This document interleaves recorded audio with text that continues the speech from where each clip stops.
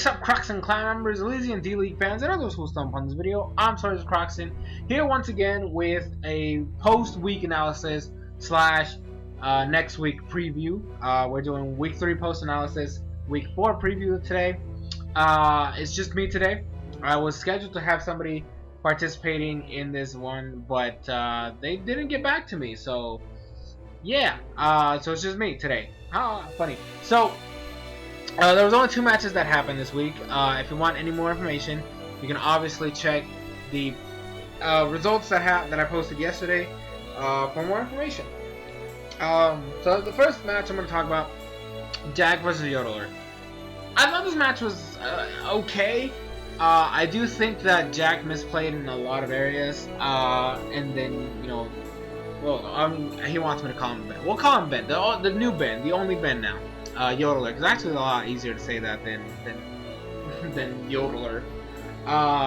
So he kind of let his Mega Sizzler die like way too fast and like for no reason. Considering he had a Gastrodon on the team, he should not have left it in against Darmanitan. So just for clarification, the teams were Ben had Cradily, Megalopunny, Klefki, Darmanitan, Mew, and Haunter, whereas Jack had Latios, Mega Sizzler, Clefable, Chestnut, Gastrodon, and then Rotom Heat. I do think that, like I said, that was kind of like a misplay to let Mega Sizzler die the way it did, because like the first time he actually made the bold prediction, switching to Gastrodon, took the U-turn relatively well, and then, you know, the matchup changed. But the second time that Darmanitan was out in the Mega Sizzler, he stayed in, risking the Flare Blitz, which is something you should not do. Like, even if you think he's gonna go for U-turn, there's no reason to switch to Gastrodon. Like, Gastrodon pretty much hard walls Darmanitan. Like, there's actually nothing Darmanitan can do to a Gastrodon. So definitely do not think that he should have let it die like that. Also, I did think there was a couple misplays. Considering he had a Rotom Heat, I don't know why he didn't just hard switch to that. Like, that was like kind of like the perfect check for Klefki. Like he allowed some of his Pokemon to get paralyzed for no reason. I don't think that was the smart choice.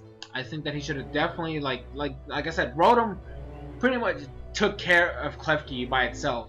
So other than that, like, Chestnut pretty much dealt with the Cradily, as well as could kind of deal with Megalopunny if you use it correctly.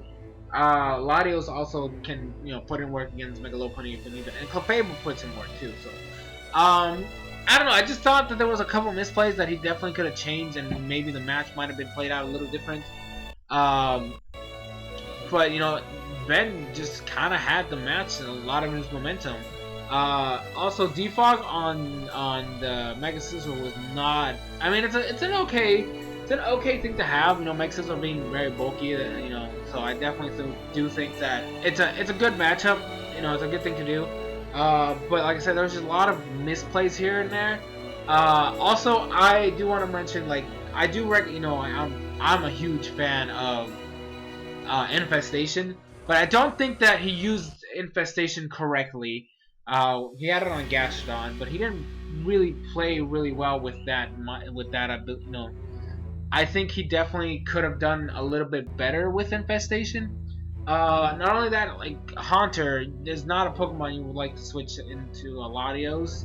I don't think Latios should be a switch into a Haunter ever, or any like super strong Ghost type. So just a couple things that were, you know, kind of unfortunate. I just don't think he played him correctly. So yeah, it was definitely a tough match this week. What I do want to recommend to Jack, just for future reference, you have an assistant coach for a reason. If you want any tips or help or whatever, I definitely do think you should, you know, contact Doruk at some point, because that's what they're there for. They're there to, you know, help you out. I do think this was a week where you could have potentially won if you had played correctly or had the right mons or stuff like that. So maybe for future games. I mean, I know you won your first 2 without any problems, but like, at least try, you know, at least talk to your coach, because like everybody else does, from what I understand. So but good luck to both players next week. The next matchup is Gomez versus Tepig. So this was kind of like the redemption for Gomez type thing. Like Gomez, you know, hasn't had the best weeks recently. You know, with losing the first two weeks.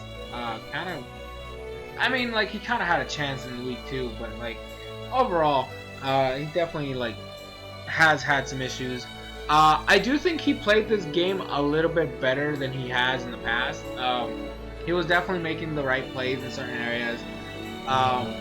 You know, switching in the correct mons when he needed to bring them in, which kind of gave Tepig a little bit of problems, which is something you need to do. Like that's kind of how predictions are supposed to work. It's like you gotta play around your opponent and like just be able to switch in the correct mons at the correct time.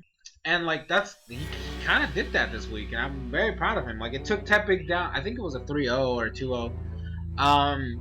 Unfortunately, I do think he made kind of a misplay when the Explode was out, because like Florges is like a great wall. I don't know why he didn't ever think about using that. Like it's a very specially bulky mon, so I don't know why he would even risk that option. I do think it was a little weird, and I kind of want, like, Tepig was the one that was supposed to come in there and talk, you know, with me today. I don't understand why he would carry anything other than Dry Skin on Heliolisk, because it's kind of like the thing that helps him against Water type. You know, it's a quick counter. So I don't know. I do think that was kind of a misplay.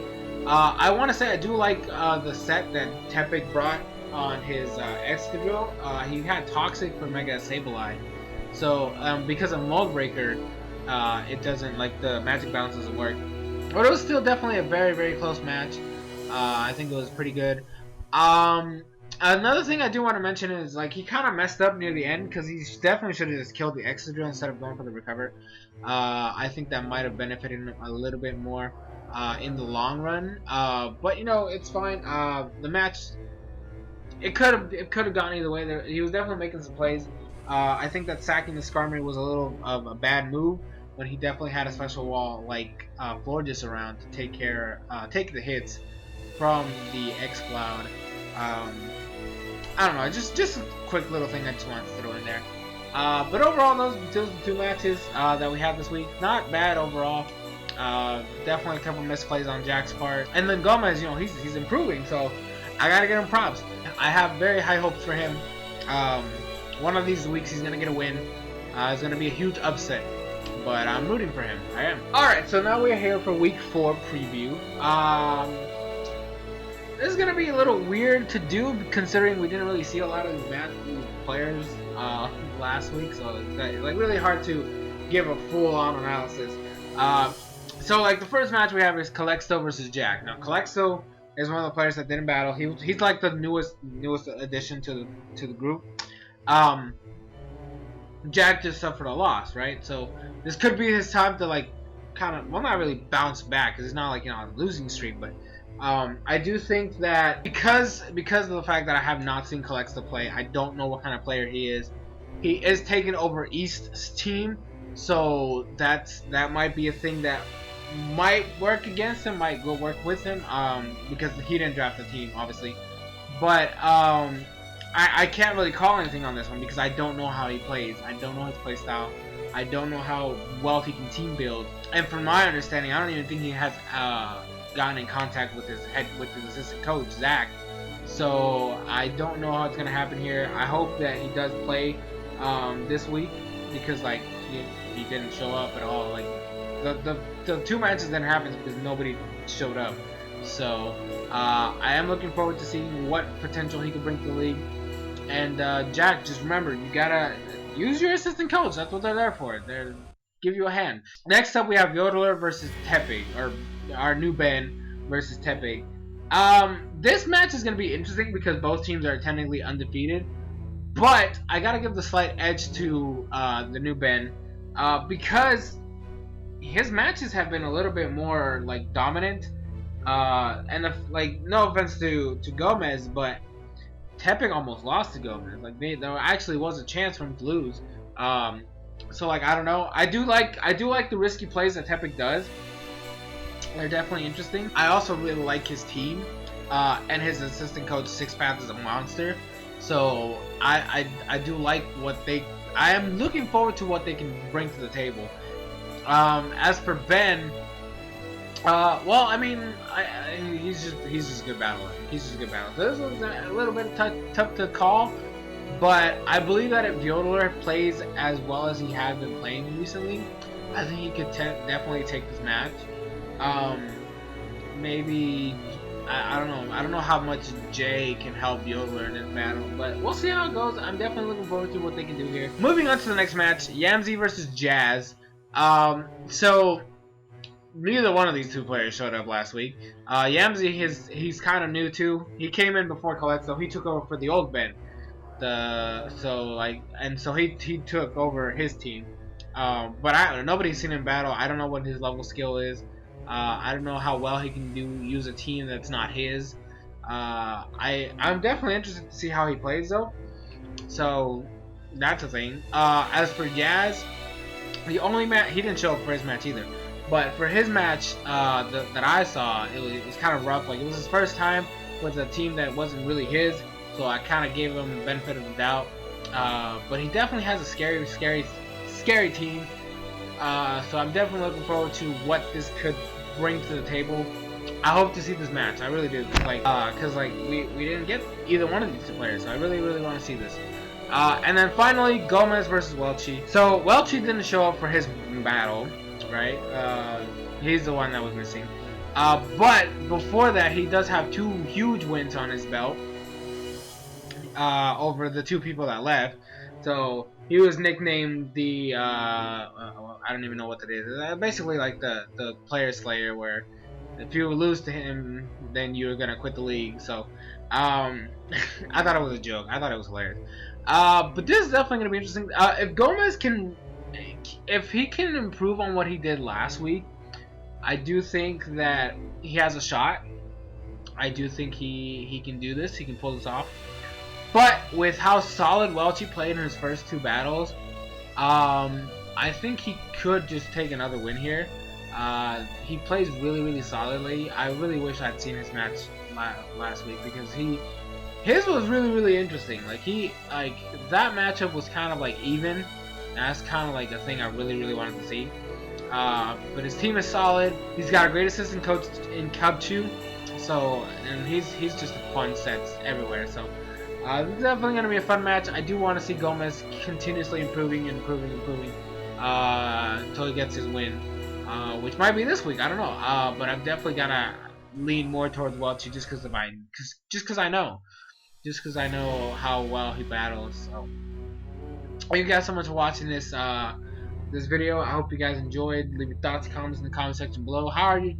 Is your favorite player doing good? Let me know. And all that stuff. So thank you guys so much for watching. I've been SoresanCrockxen, and I'll see you guys in future videos.